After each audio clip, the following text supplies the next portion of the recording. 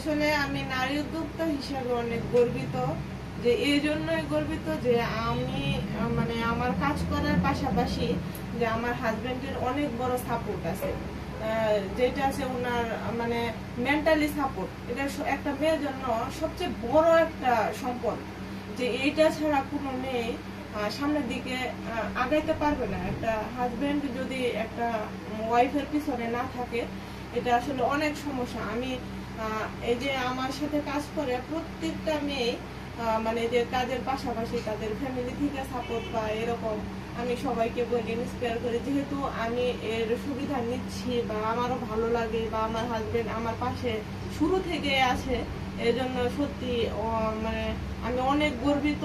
এবং কি প্রতিটা হাজবেন্ডেরই উচিত এরকম একটা স্ত্রীকে মানে সবসময় সাপোর্ট দেওয়া, মেন্টালি এবং কি সব দিকেই। আমার হাজবেন্ড উনিও আগে চাকরিতে ছিলেন, ব্যাংক ফাইন্যান্সে বিভিন্ন চাকরির সাথে জড়িত ছিলেন। তো এখন ওনার ব্যক্তিগত বিজনেসে সে ইনভলভ আছে, এবং কি আমার সাথেও সে মানে ওতপ্রোতভাবে জড়িত। শুরু থেকেই ওনার মানে সাপোর্ট, ওনার কথা না বললেই নয়।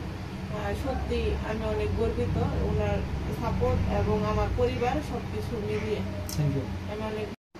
আমি আমার এইখানে 20 জন অসহায় নারী কাজ করছে আমার দ্বারা। ওনার পরিবারের সচ্ছলতা আসছে, ওনারা আলহামদুলিল্লাহ অনেক ভালো আছে, আমিও ভালো আছি। এছাড়াও আমাদের গ্রামের বাড়ি পিয়াকু, ওইখানেও আরো 20-25 জনের মতো অসহায় মহিলারা কাজ করছে। ওনারা কাজ করে আজকে ওনারাও স্বাবলম্বী হয়েছে।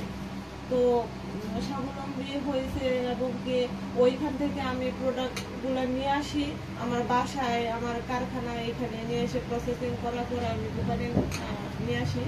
নিয়ে আসার পরে এখান থেকে আমার মানে বিভিন্ন কাস্টমার, ফ্রেন্ড সার্কেল বা পরিচিত আত্মীয় স্বজন সবার মাধ্যমে আমি এইগুলা মানে করি। সবাই অনেক খুশি যে আমার প্রোডাক্টগুলো পেয়ে, সবাই অনেক মানে করে যে আমি নিজের হাতে আমার নিজস্ব প্রোডাক্ট, আমার এইগুলো একটা প্রোডাক্ট মানে কেনা না, নিজস্ব হাতে আমি আমার স্বপ্ন দিয়ে সবগুলা তৈরি করা, এগুলা করি। সবাই সত্যি অনেক পছন্দ করে, এবং কি ওদের সাথে সাথে আমি অনেক গর্বিত যে আমি সবাইকে খুশি করাইতে পারছি।